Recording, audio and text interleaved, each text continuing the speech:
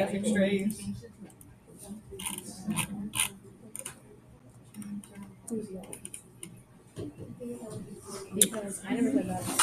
Okay, let me have your attention, please. I need it quiet. Shh, quiet, please. Shh. I have finished grading Cy Park's beasts, and I have started grading yours. I'm close to halfway through grading your beasts. So hopefully I can get finished. If not this afternoon, definitely this weekend. And I will as soon as I finish grading them, I will post the grades in D2L. All right, that's where they'll be first. All right. All right, we're going to review for our Unit 4 exam for the Part 1. This is before the war, modern art before the war, before the wars. All right. Whoops. But my study tip to you guys is that you study in the pool so nobody can see your tears. All right. To tell you how this test is going to work, we're going to part one is going to be multiple choice. There's going to be 20 questions instead of 40. They're going to be worth 2 points each for 40 points total. Then we are going to have our slide ID. And instead of 20 images, I'm going to give you 10. In fact, they're already posted in D2L. And I posted I posted the artist, title, date, and style, as well as the image that I'm going to use on the test. All right. So it should all be there in one document. And from that list of 10, I'm going to choose 2 at random with the dice. And I'm going to ask you to write down the artist, the title, the date, and the style.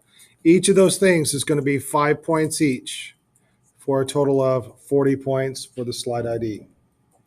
Then we will have one unknown image that'll be worth 20 points. So 40 plus 20 is 100. Any questions about the test so far? All right. So let's get into the stuff that's going to be on the test. All right, there's going to be a lot of non-answers in this review. All right, but like abstract expressionism is a style of art I have not yet talked about. All right, abstract expressionism is for part 3 of modern art, but it's on this test. It shows up.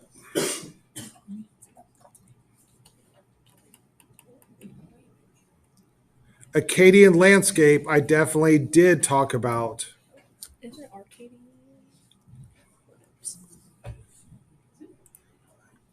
I think I put both in the, let's see, let's just ACADI.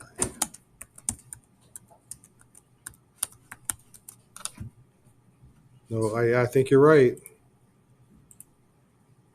Let's try Arcadian. Yeah. All right. I've been paying attention. Yeah. All right. That is a typo. Arcadian landscape. All right. So you need to know the definition of it. Right. So that, yeah. All right. Anyway, anybody have any questions about Arcadian landscape? You guys remember what that means? All righty then. Arbitrary color is on the test.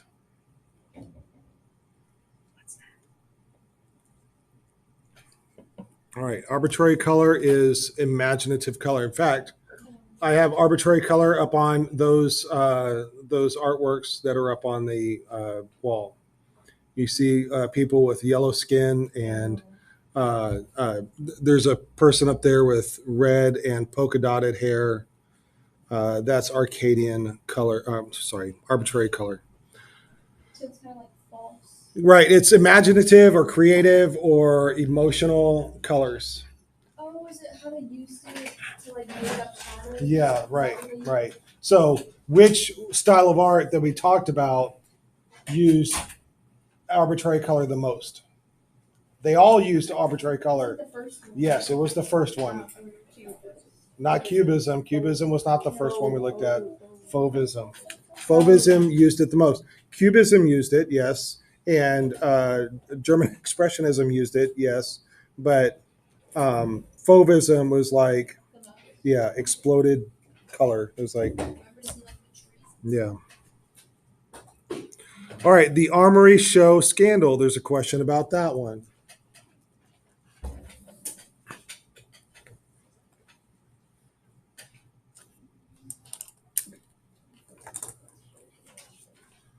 What was the scandal? And it really wasn't, I mean, I don't want to say a scandal. It's just like a shocking, the Armory Show was shocking to American audience. That's the scandal. Yes, right. And then what artwork was the most shocking of them all? The chair. Yeah. Oh yeah. Yeah. All right. Atmospheric perspective pops up on the test. We discussed that in Unit 1.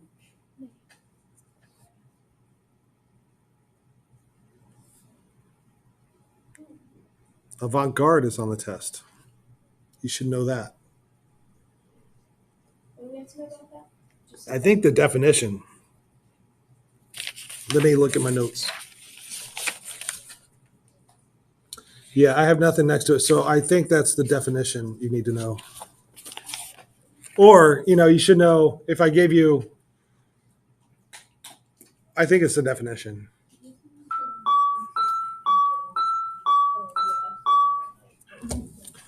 All right, Cezanne is on the test. Yes, I did talk about Cezanne a lot during this unit. All right, he was in Unit 3, but he was very influential to artists in Unit 4. do we have to know about the influential? Yes. On what style? Uh, Was it both? no.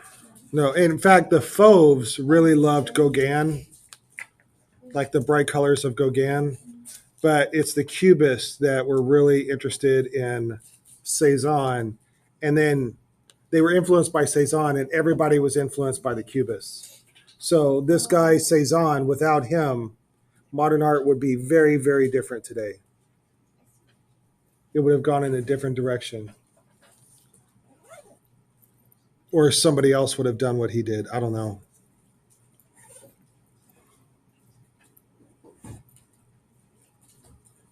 But he's one of my favorite artists because he is so influential on modern art. All right, chronophotography is on the test. So I talked about that during the last few days.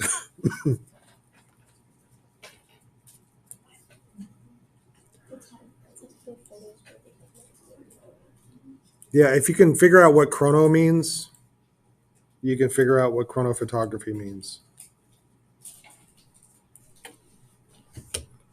Claude Monet is on the test. I did not talk about him much in this unit. He's from Unit 3.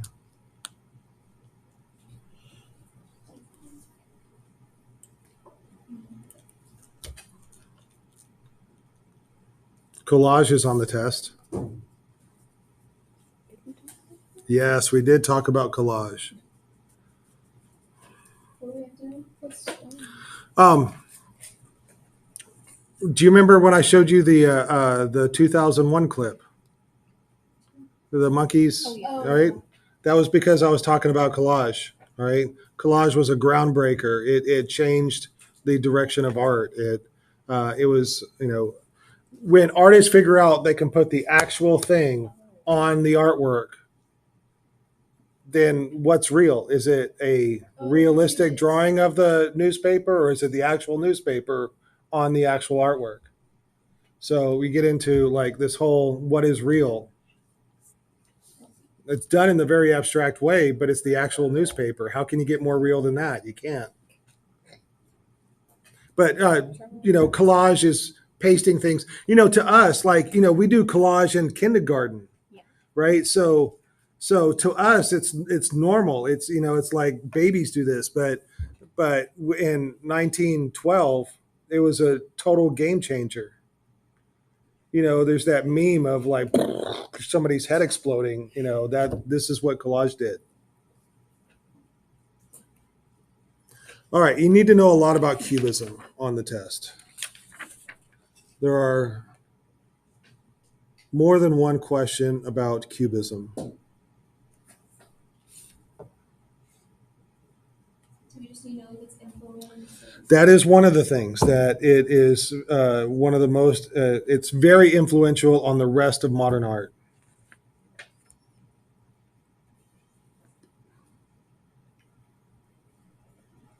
I also want you to know the subject matter of cubism. Oh, it's around. Wait, which one is that again? It goes around the subject, emotions around the subject. That is yes. Cubism goes around the subject, but what is that subject that is typical in Cubist art? Instruments is one. Yes.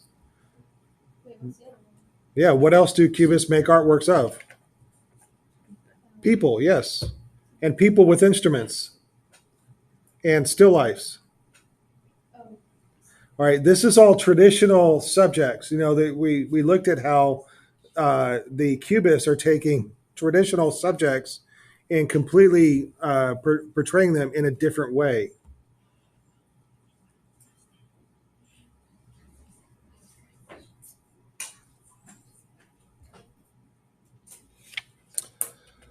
I also want you to know the characteristics of Cubism. How would you know a Cubist artwork if you saw one? Gold colors. Dull colors is a definite giveaway, but there's other paintings with dull colors. So, Fragmented. right, it's abstract. It's the faceted images, the faceted shapes and forms.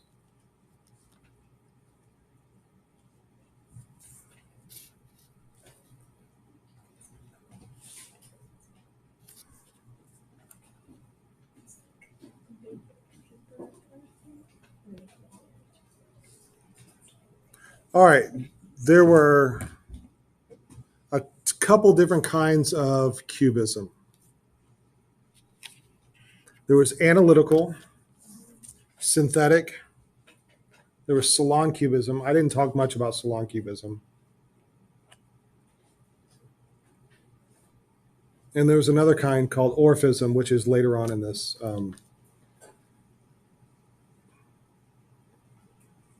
review. So, what's the difference between analytical and synthetic and salon cubism? is synthetic the one that the picture's more definite in, or is that? Yeah, the synthetic is the one that has the newspaper on it. It's the one where they actually glued the stuff. The oilcloth that they put on, all right, that had the picture of the wicker. But we saw one that had rope that was all around it, an actual rope. We saw another one that had the label of a wine bottle glued on it. Analytical's the first one, right? Analytical is the first one. That's the one that the subject matter is traditional. It's the portrait of a person or a person playing guitar or the still life. Synthetic was only still lifes that we looked at.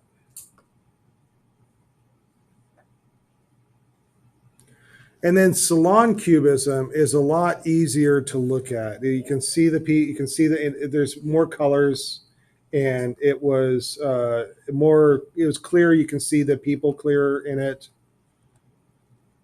It was just more pleasant, not as harsh as cubism, analytical or synthetic. All right, Distille is a style of art I have not yet taught you. That's on our next part of modern art.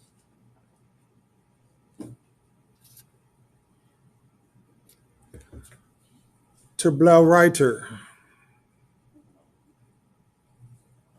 What's the English for that? The blue rider. Like the blue rider. The blue rider, like a person that rides a horse.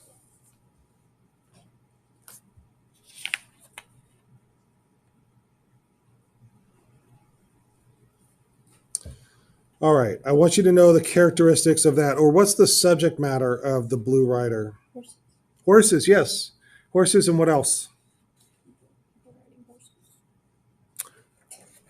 No, those were in the like before it became the Blue Rider, it did have people riding horses. I know it's confusing, but the actual Blue Rider did not have people riding horses. Spiritual. Yes, there was the other. There's two main artists. One artist did horses and animals. That's where I was trying to go with that. The other one did spiritual stuff and music.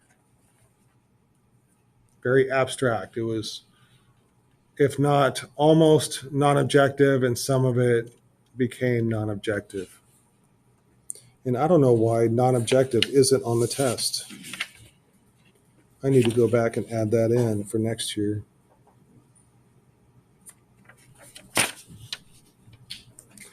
All right.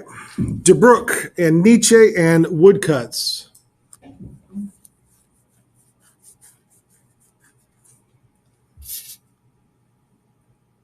do you have to know about this?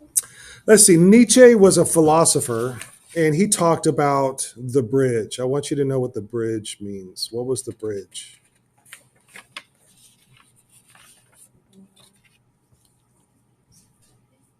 Blending old German or animal.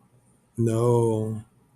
Although they did do that. They blended old and modern German art, but no. What was the bridge that Nietzsche talked about? Like, why would you name yourself after a bridge? I mean, like, what's the point of a bridge? Connecting? Yeah, well, so yeah, it connected. Nietzsche talked about a metaphorical bridge that connected the history of humankind to the future of humankind, and we're in the middle. We are not primitive like we used to be, but we're not the Superman that we're going to be, and that's what he called like the ultimate journey of man to become this ultimate being called a Superman, not the Superman in a red cape Superman, but the fully evolved human being that's a Superman. Does that make sense? Mhm. That's the bridge. That's the bridge. We're in the middle. We're connected. We're the connectors from the primitive man to the Superman. Do you have to know things about the other two?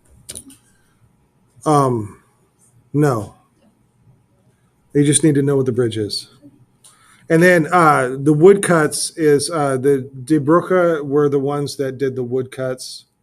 And the reason why they were drawn to woodcuts is because German woodcuts are a big part of German art history. If you remember back in the Renaissance era, it's the German artists that did woodcuts. But not like De Broek did them.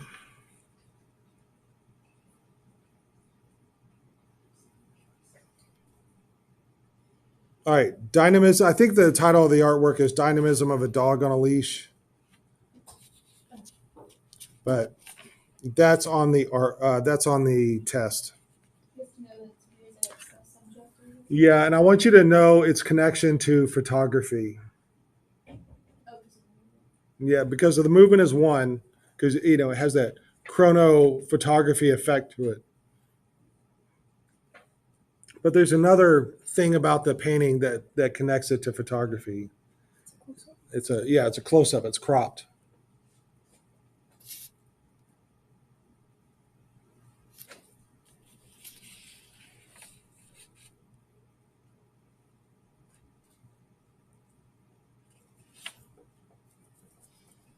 Fauvism is on the test.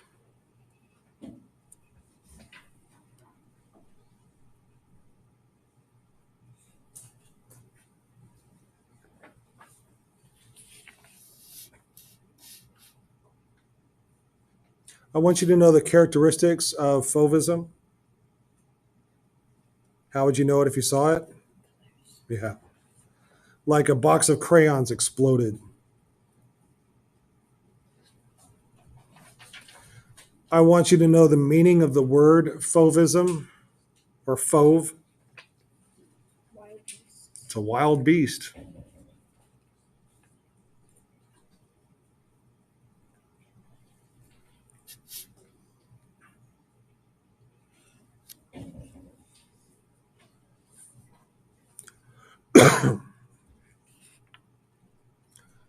Futurism is on the test. What country did futurism come from? Italy. Italy is correct. First thing on the futurism is Italy.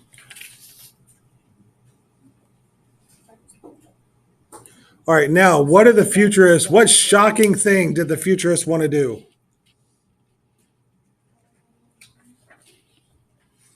Capture movement.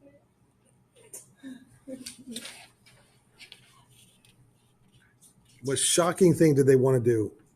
That I'm very glad that they never did. Well, the war happened anyway, so they were pro-war. That was shocking. There was another thing that's shocking that they wanted to accomplish. Has to do with museums and libraries. Really? They wanted to like take art out of them. They wanted to burn down the libraries and flood the museums? I don't know that. They're white. Yes. They wanted to get rid of the past so they can focus on the future. All right.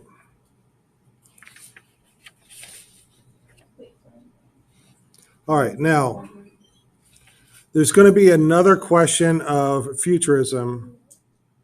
Listen carefully. I'm going to give you a list of words. It's going to be 5 words. I'm going to ask you which word would the futurist be most attracted to? So you need to be able to do that. Like, what were they really interested in?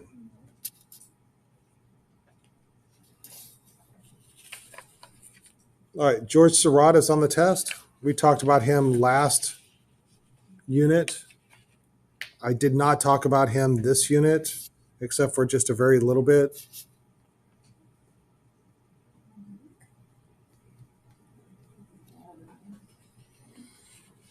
All right, German Expressionism is on the test. There are 2 main kinds of German Expressionism. Do you remember what they are? Die Brücke is one, and the Blue Rider is the other.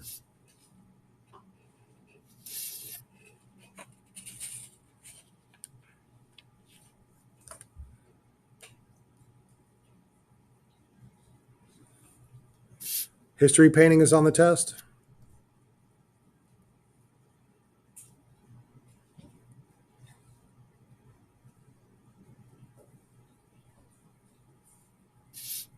You should be familiar with that. I've been talking about history painting since Unit 2.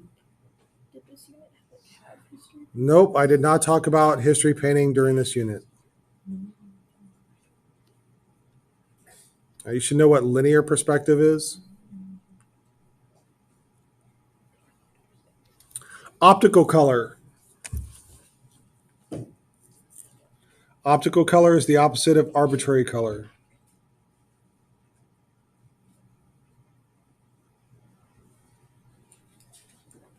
So real. Yes. If you take a picture and don't do anything to that picture, that's optical color.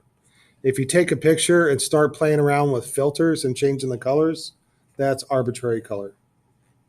I have to I'm sorry. All right, Orphism.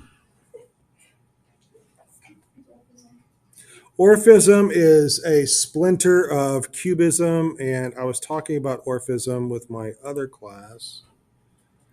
This is Orphism. All right. And it's yeah, especially like this one right here. It's Cubism, but there's really no subject here. It's just color. Here's another one. So would you classify as cubism? Yeah, it's an offshoot of Cubism. You just have to know what it looks like. I think it's just one of the extra answers.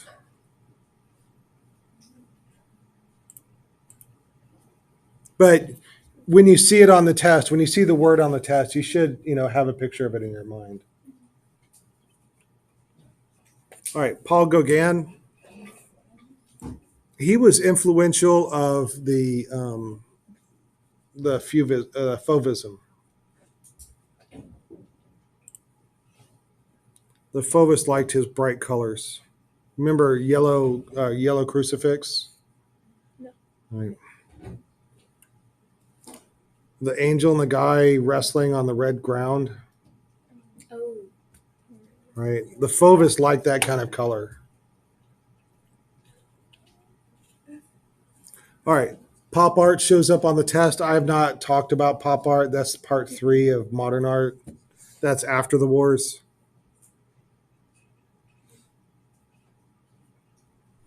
The term reception piece shows up on the exam. I talked about that in Unit 2. Yes. Suprematism pops up on the test. I'm going to talk about that in the next modern art section, between the wars.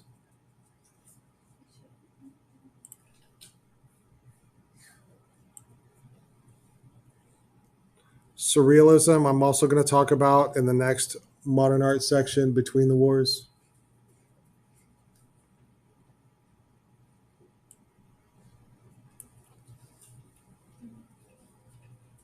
And Van Gogh, that name pops up on the test. I talked about him last unit. But like, did he not influence? I didn't talk about him much at all this unit. I thought he influenced some. I thought he influenced. Yes, he did influence some of the Fauves, but the real influence of the Fauves was Gauguin, right? And his brushstrokes were influential to modern art. Like all the post-impressionists, I mean, that's like, the post-impressionism is, you can kind of conceive of that as like early modern art. Some people, I've read some art historians say that realism is the first style of modern art. But all right, so that finishes us for all these terms. Does anybody want me to go back and define any of these again?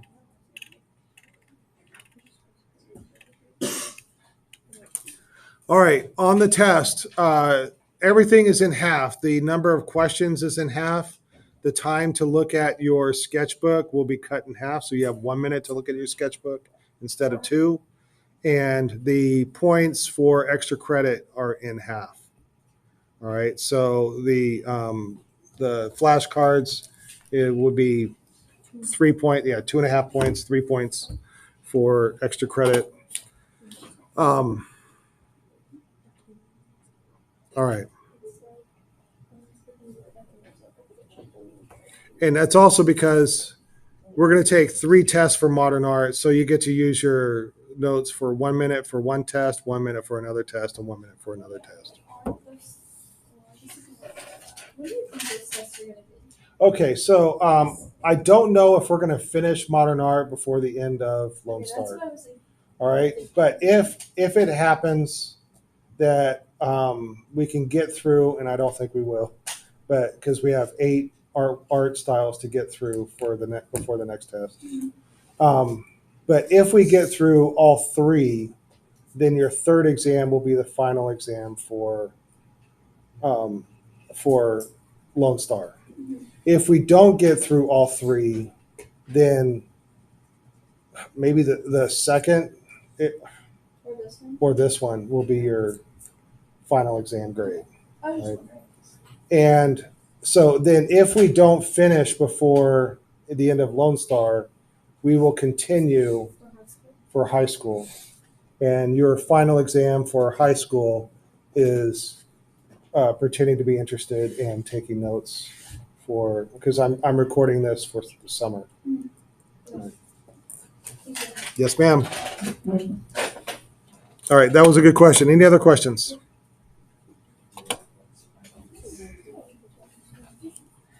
Do we have to do 3 detailed drawings or just one?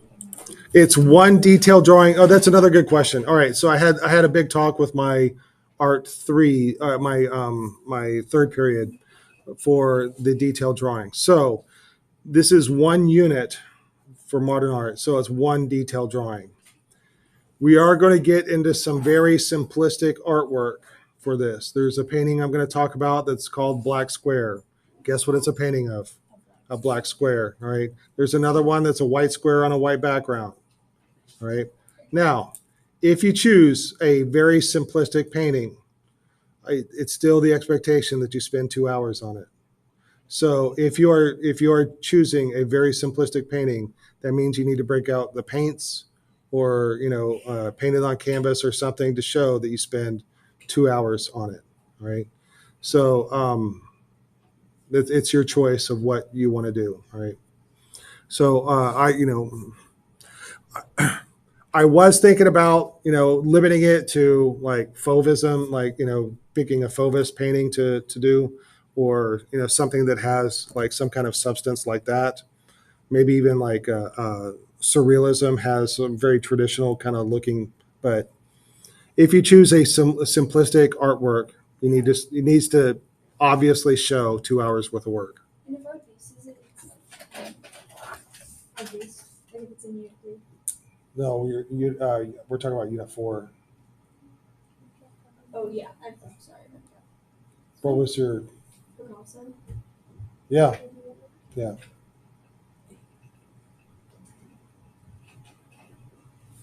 Which artwork did you do for your? Brand new Salton thing. Right. There it is. I'm getting that tattoo, bro. All right. Would that be cute? Any other questions? I'm going to be posting this review in D2L. Your slide ID is in there. This review sheet is in there, but I reversed the alphabet so that you guys can, so it'd be more user friendly.